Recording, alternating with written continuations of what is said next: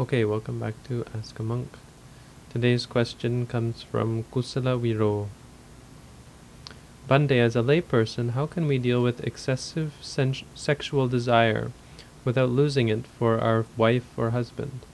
No matter how much we love our partner, we still crave other people sexually on a physical level. It's a bit of an odd question for a monk. But I was thinking about it, and well, it's definitely an appropriate question from a meditative point of view. Or the answer at least helps us to understand something about the nature of craving. This is really the problem with craving. One of the reasons why it became apparent to me that there's something wrong with the way we approach the world. There's something wrong with lust, with craving, because it doesn't. There's nothing in the mind that says only this. I'll only need this, and in fact, it's just the opposite. That we need more intense stimuli to bring the same amount of gratification. And this is, based on the way that the brain works. It's just a part of reality. And it has to do, from a Buddhist point of view, to do with karma. When you do anything, when you commit an act, it's not a stationary thing. It's not static, where you can keep performing the same act again and again and again and get the same results. Every act that we perform, when there's a volitional intention involved, leads you in a certain direction. So craving something, chasing after it, and working to attain it, and finally attaining it or obtaining it, leads you in that direction, the direction to want more and to develop the habit for craving. And so it becomes worse and worse. And there's no way to say that here you're going to draw limits and you're not going to want anything outside of this. This is the point, that you'll find yourself craving more and more and more and never getting enough. So what do you do? From a Buddhist point of view, you obviously try to give up all craving, all desire. The problem, of course, comes that this is unacceptable for most people. For most of us, there is still a craving in the mind. The way I would say it's possible, from a lay point of view, and obviously this is not the point of view that I have as a monk, but it's the same in the sense that you accept that you have certain cravings, and they're kind of a danger to you. They're something that has the potential to take your mind out of its peaceful, contented state. It's a fever of sorts. It's a sickness. Well, maybe not. You don't want to see it as a sickness. It's the Buddha said it's a fever. It intoxicates the mind. And so you can see this outlet that you have of sexual gratification with your wife or husband as being kind of an outlet. It's a way of giving in to the craving. So as a lay Buddhist, you're still trying to keep your mind free from this fever, this essential misunderstanding of the phenomena as being pleasant and desirable, and as getting the object of your desire is bringing true peace and happiness.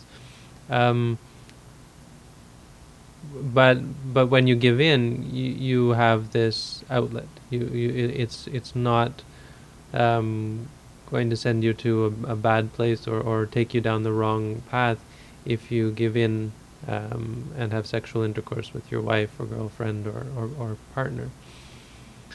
But another thing you can look at. So this is one way to approach this point in terms of not saying, okay, it's fine to have marital sex, so we're just gonna go wild. That obviously doesn't work, because going wild It doesn't have boundaries. But when you're trying your best to be as clear-minded as possible, and then your mind becomes clouded by lust and desire, you give in, and you don't have to feel bad about it because you're married, because you're not hurting anyone, and you understand that you're human, that you give in to these desires. Then you go back and trying to stay as clear-minded as you can. If you have that point of view, then I think it's a way of answering your question. And from my point of view, it probably will work a lot better than trying to just make a wall and say within this wall anything goes, outside of this wall nothing goes. You try to limit yourself and giving in as is appropriate. I think that's easy to understand. But the second part is to understand why we might say something like lust is wrong. Maybe people are offended by this. They think of the love that they have as a husband and wife and for their partners as being a positive thing. And so I've often given talks about this as well, that there's a difference between love and attachment. And the love that you feel for your partner is actually just a smaller part of the love that we feel or should feel for all beings, and the love that we have for people for who they are, and wishing to help them, wishing to give peace, happiness, and freedom from suffering to them. But the attachment is something totally different. Attachment is wanting something from them, wishing for them to bring you gratification and pleasure. And you find that the more Buddhist the more advanced you become in Buddhist practice, in the meditation practice, the more you feel this love and the less you feel the attachment. And so if a husband or a wife becomes enlightened, the stories that they have, what happens is, they say, look, I still love you and I'll treat you as a brother or as a sister, but if you want to get married again, you're welcome, but I have no more lust or attachment towards you. But there's still a sense of love there. But it's just a much broader sort of love, and understanding that beings are all precious and sacred and worthy of our love and our appreciation and so on. And so allows you to be free from this fever, this addiction, the need for gratification, and more and more intense gratification, which eventually can lead to infidelity and so on.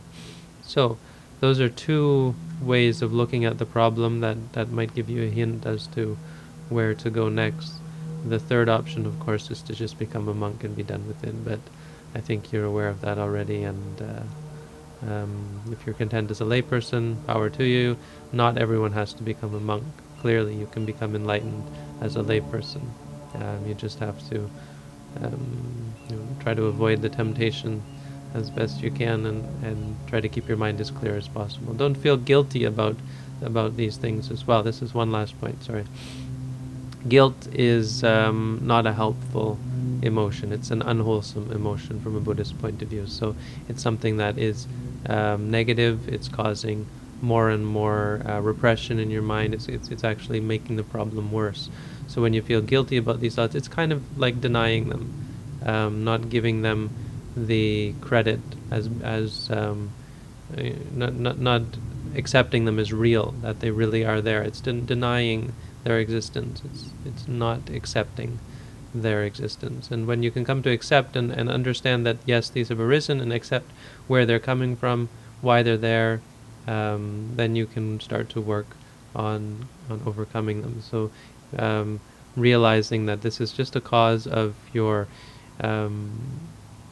high state of